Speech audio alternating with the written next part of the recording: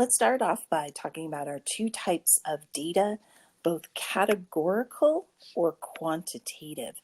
It will be important for you to understand the difference between these two terms. Categorical variables assign a label that places individuals into one of several groups, such as their gender or favorite food. So these are things that describe people, places, things, anything, any way we can sort them by description. Quantitative variables have numerical values, and that's really the key difference between the two. The key here are those numerical values that measure some characteristic. And measure, if it's not a measurement, it's probably categorical. So the next part, do we ever use numbers to describe categorical variables? And the answer is yes. Think about zip codes, student numbers, sport jerseys. These are categories. They tell us something about individuals, but they're not measurements. They're not something we're going to find the average of. And then do we ever treat the distribution of a quantitative variable into categories? And yes, we also do that. Think about ranges of data. We can use descriptive words like high, medium, low, small, tall, all those words that actually can cover a range of numerical values, and then we dump those numerical values into a descriptor.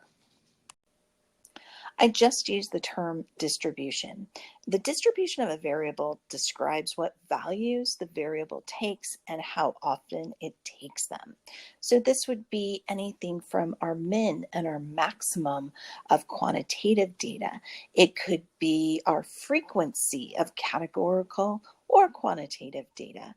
We could also take a look at our averages, our means, and all of these things together, anything that pretty much describes our data, our variables, that is its distribution. Let's dig into some data. We've got some information about the U.S. Census. It's 10 randomly selected U.S. residents from the 2000 census. So who are the individuals in this data set? The individuals are just the 10 U.S. residents. What variables are measured? Identify them as categorical or quantitative. What units were quantitative variables measured? Very simply, the variables are just these headers up here. They could be categorical or they could be quantitative. We'll answer that next. I'm actually going to answer both questions, including the variables, how they were measured in different units. And I answer them both at the same time because that will help me tell the difference. So for state, that's definitely categorical because there's no unit of measurement. It's just the different states. Number in the family, that's going to be quantitative. And the unit is just going to be count or per person. Age is also quantitative. I'm going to assume looking at those ages, those are in years. Gender, that's going to be categorical because there's no measurement. Marital status is also categorical. Income is definitely quantitative because it's measured. I'm going to assume, since this is a U.S. census, that is in U.S. dollars. And then their commute will also be quantitative. I'm going to assume that that is in minutes. So that's going to be the unit of time. And to describe the individual in the first row, we could just write it as a paragraph. The U.S. resident in the first row is a 61-year-old married female with 2 family members. Her total income is $21,000 and her work commute is 20 minutes. So the order is flexible. You want to make it read well. So you could rearrange some of these words. It's not a precise thing, but you just want it to make sense. Notice, though, I did refer back to who the individuals were we were measuring. So let's talk about some ways to graph categorical data. So pie charts and bar graphs are the two main ways we display categorical data. If you don't remember what both of those look like, there's some great examples on page 9 of your textbook. But what is the most important thing to remember when making pie charts and bar graphs? It's your labels. You want to remember labeling. So we're talking about the title, making sure that your bottom has what do the bars represent? Is it clearly labeled? And why do statisticians actually prefer bar graphs to pie charts? It's simply because bar graphs are easier to create and interpret. If you remember, if you ever had to make a pie chart in middle school, you have to measure, do a whole bunch of proportions and then measure the degree of how much each wedge is going to be. And then if you've got something that's 20% and 25%, one doesn't look that much bigger than the other, whereas in a bar graph, because of their heights, it's really easy to see which bar is higher than the other and to understand the distribution of the data. So the key takeaway for the difference between a frequency table and a relative frequency table is that frequency tables have raw numbers or raw data. So if I'm looking at a table or even a bar graph, if I asked a bunch of people, like, what state are they from, and 10 people said, I'm from Nevada, then I would see that bar graph would go up to 10. If I'm looking at relative frequency to either tables or bar graphs, I'm looking at what proportion of people were from Nevada out of all of them that I surveyed. So if I surveyed 200 people and 10 people said they were from Nevada, then I would show 5% on my, either in my table or on my bar graph.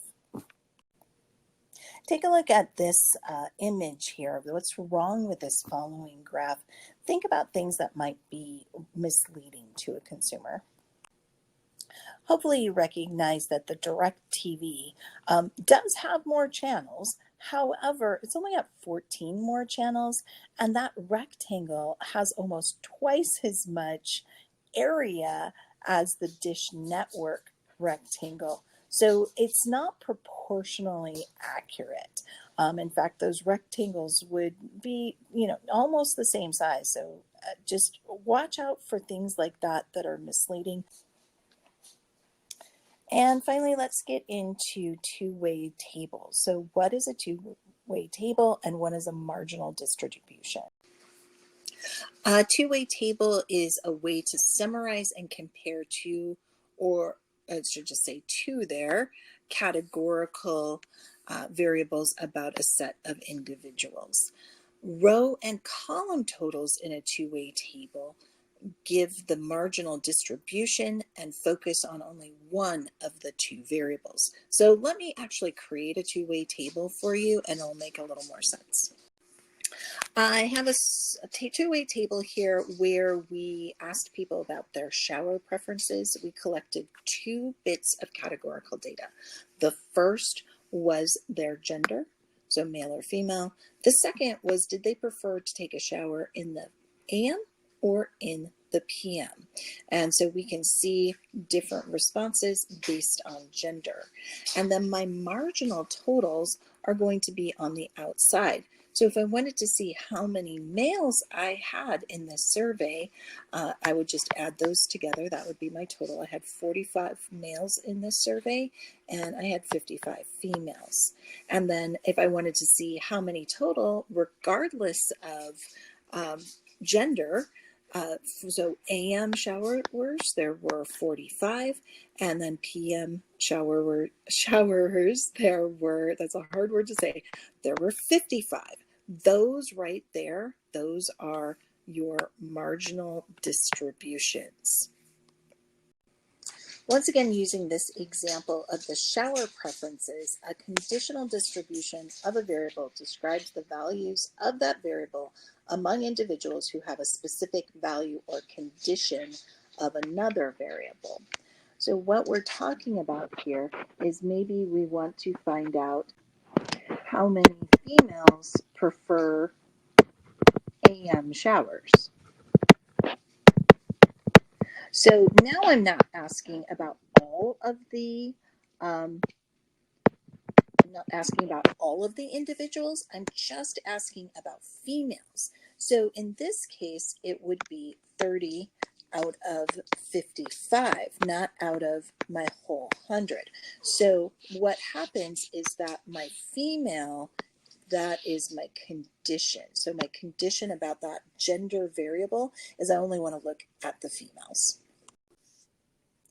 So for a segmented bar chart, it's a type of chart that uses segmented bars or graph that add up to 100% to help us visualize the distribution of categorical data. So it's really a great way to take information from a two-way table and put it into a bar form. So for example, a two-way table here would have males and females, but then across the top it would have the 3 sports, and we'd have different relative frequencies because it's all percents displayed in our two-way table. So we can see that it looks very easily by our gender biased coloring scheme that males don't prefer baseball as much as females do. I think this is a very not well designed study. For basketball, it's about 50-50, and then football, the boys, males are preferring it to the females.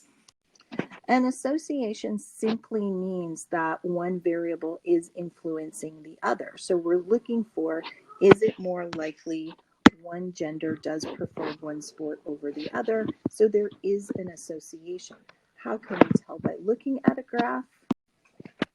Because we can see there is a difference between these bars, there's different heights amongst the two variables, then there is a association. If these bars looked all identical, maybe all 3 of them have 50-50 shading, then there would be no association.